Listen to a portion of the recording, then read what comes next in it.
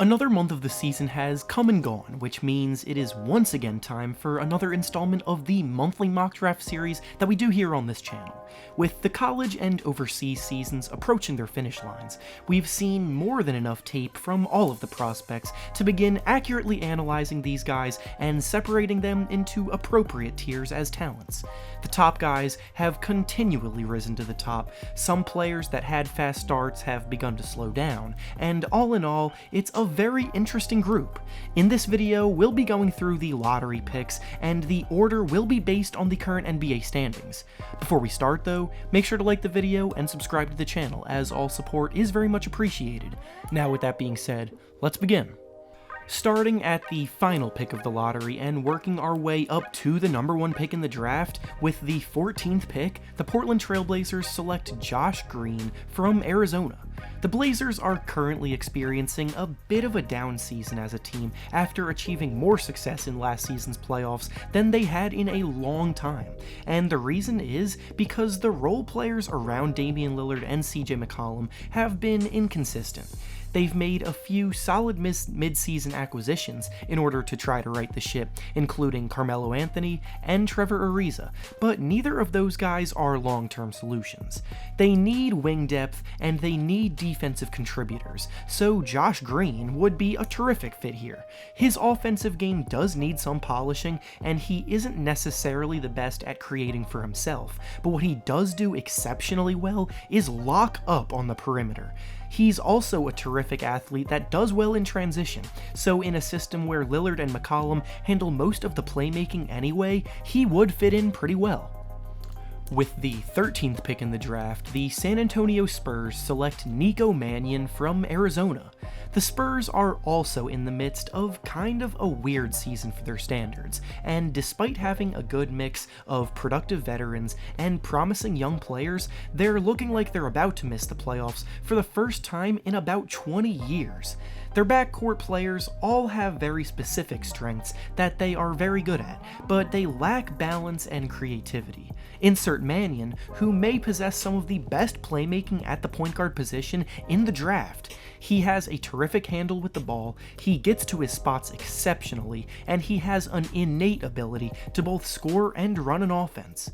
DeJounte Murray, who is currently the team's point guard, excels on defense and when he attacks the basket, but he isn't really a natural playmaking point guard, and the Spurs offense needs someone to take on the role Tony Parker left behind a few years ago. With the 12th pick in the draft, the New Orleans Pelicans select Tyrese Maxey from Kentucky. The Pelicans season started very slowly, especially with Zion Williamson missing half the year, but now that he's back, the team has started to finally find their groove. They have a very strong group of young players already that will continue to grow together for years to come, and the talent level is at multiple different positions, so in this year's draft, I can see them going for the best player available, which at this point will be Maxey. Maxey's an inconsistent player at Kentucky so far this year, but at his best, he has shown glimpses of being a very good shot-creating guard with confidence to shoot from anywhere on the floor, and a combination of quickness and good ball handling to create his own points, and he can even work well as a secondary playmaker alongside Lonzo Ball. In a way, he resembles former Kentucky guard Tyler Hero, who also had some up and downs in college and now is in the middle of a very good rookie season in Miami. With the 11th pick in the draft, the Phoenix Suns select RJ Hampton from the NBL. The Suns have made some strides towards a playoff berth this year, but ultimately they will likely still fall short.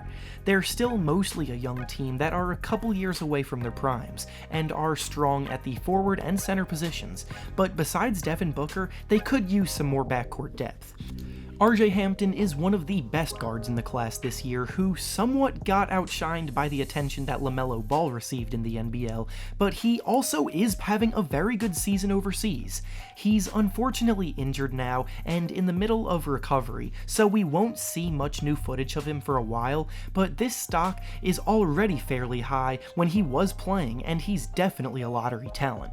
At just 18 years old, he looked comfortable and confident around other professional basketball players, and with his combination of athleticism, a quick first step, and shooting ability, he would be a strong running mate alongside Booker. With the 10th pick in the draft, the Sacramento Kings select Obi Toppin from Dayton. Toppin is one of the heavy favorites to win the College Basketball Player of the Year award, and his versatility as a big man has intrigued NBA scouts immensely. His playstyle is built perfectly for the modern NBA, as he can play multiple positions, space the floor as a great shooter, run the floor with the mobility of a guard, and finish strong in the paint with the abilities of a big man. He's scoring 20 points per game and grabbing 8 boards, while shooting a ridiculously efficient 63% from the field, and his ability to exploit mismatches all over the place has elevated his Dayton team to legitimate contention nationally. Adding Toppin to an already strong core of De'Aaron Fox, Buddy Hield, Bogdan Bogdanovic, and Marvin Bagley would solidify so many things for them and would open things up a ton for De'Aaron Fox to run the show. With the 9th pick in the draft, the Washington Wizards select Killian Hayes from France. The Wizards are determined to get back into contention next season, and with John Wall coming back from his injury next year, there's a good chance they do exactly that.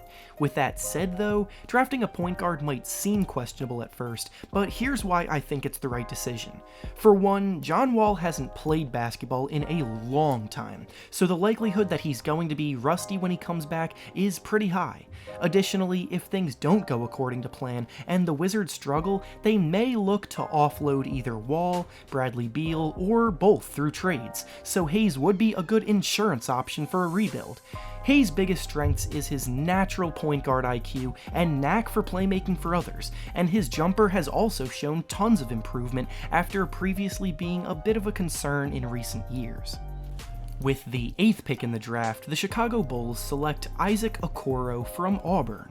Okoro just turned 19 years old last month, but despite his young age and lack of experience, he's still arguably the best defensive prospect in the entire draft.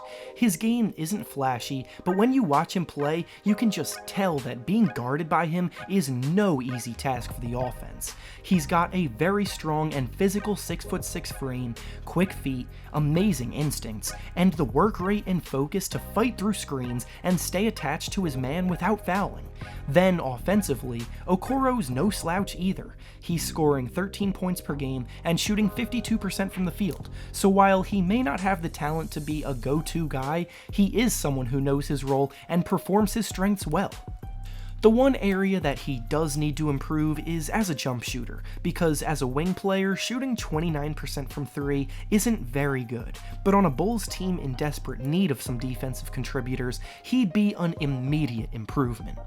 With the 7th pick in the draft, the Detroit Pistons select Deni Avdija from Israel. The Pistons traded away their franchise center Andre Drummond at the deadline, and I wouldn't be surprised to see a fire sale this summer to commit to a full rebuild, so the draft is going to be even more important to the direction of the team than ever.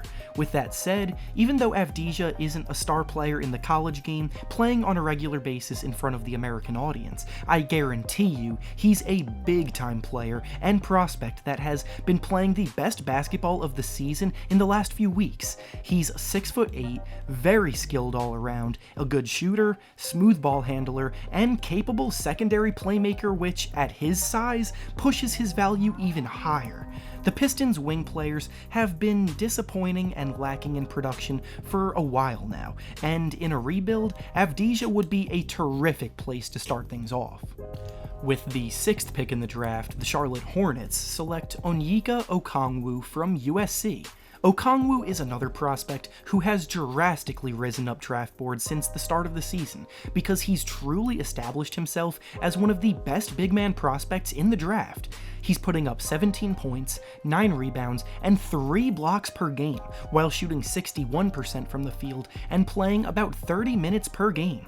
His work as a rim-running, rim-protecting big man with good footwork, excellent touch around the rim, and amazing defensive instincts and production has any team in need of a big man in this year's lottery salivating.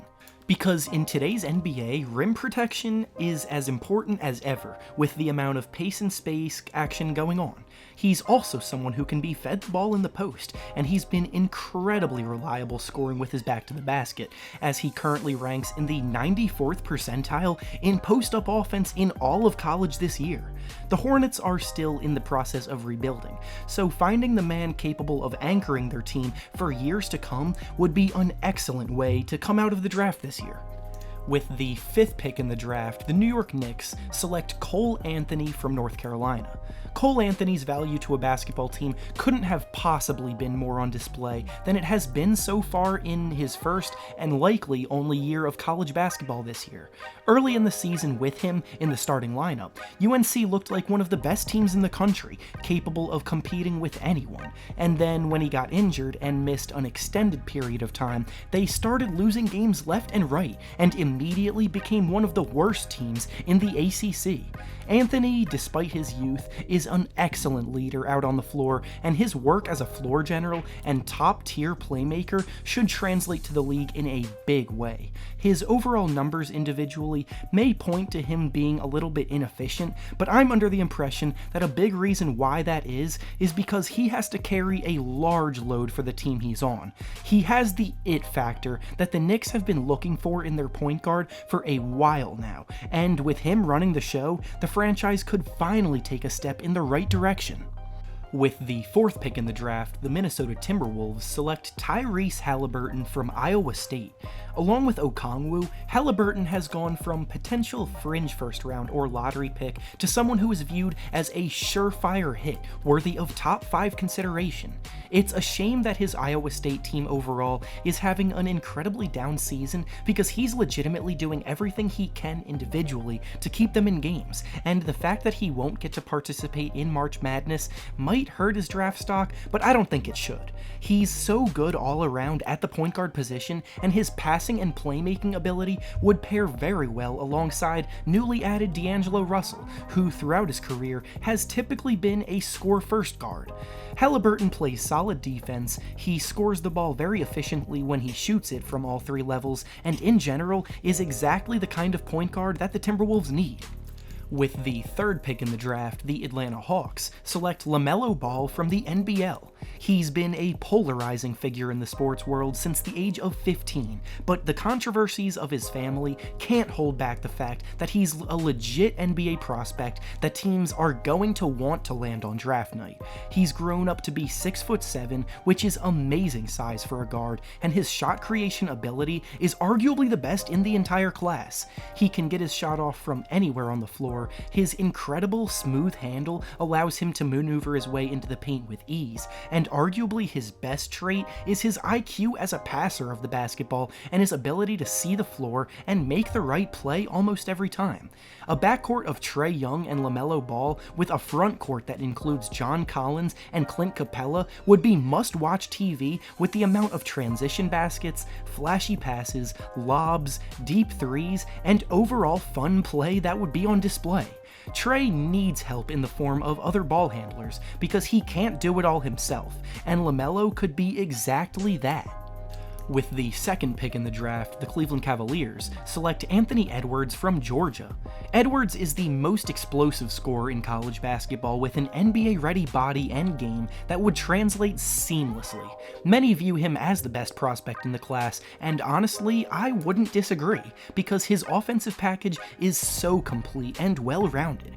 In the last 2 drafts, the Cavaliers drafted guards, and the team also recently acquired Andre Drummond in a trade to pair with Kevin Love in the front court, so logically, the team should be focused on adding a wing player next, and who better than arguably the best prospect in the draft, who just so happens to play on the wing. And finally, with the number 1 pick in the draft, the Golden State Warriors select James Wiseman, formerly of Memphis. Wiseman's college career was rocky, and it didn't last very long, because controversy over some money that was given to his family resulted in him getting suspended, and then instead of waiting it out, he chose to drop out altogether and prepare for the draft on his own, without the stress of school and classes and all that other stuff. As a result, we've barely seen any tape on him against top competition, but it could also work in his favor because the opinion on him was already so high. The Warriors will be back back in contention next season when Steph Curry and Klay Thompson return to the court, and they've done a good job finding good young depth pieces this year to groom into contributors, but they still lack a big man in the middle that can hold everything down, and Wiseman's a 7'1" big man that excels at blocking shots, running the floor, and finishing above the rim. And with that being said, that's all I have for you today. Make sure to like the video, subscribe to the channel, and comment down below who you want your favorite team to draft this year. Thanks for watching, and I'll see you all next time.